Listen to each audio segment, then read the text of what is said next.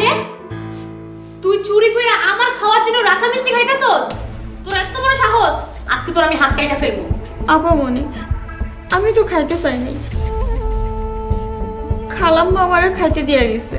মিথ্যাবাদী, চোর, ধরা পড়ে এখন খালাম্মা খাইতে কইছে? তোর আমি আজকে বাইরেই ফালাম। আপা আমাকে বাইরে না আপা।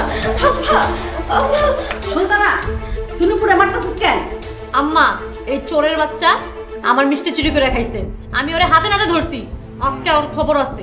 নুপুরে আমি মিষ্টি খাইতে কইছি, আমি মনে করছি তুই মিষ্টি খাবি না, মিষ্টি ফ্রিজে রাখা আছে, যা মিষ্টি খেলে ফ্রিজ থেকে নিয়ে খা। এতে মায়াডার আর মারিস না। তুমি কইলে খাই ফেলাইবো, আমারে জিজ্ঞাসা করবো না? তোরে আজকা এ খা, খাম কইতাছি। নুপুর তুই ঘরে যা। আম্মা, তুমি একদমই কাজটা ঠিক করলো না, আজকে আব্বা বাড়িতে আসুক।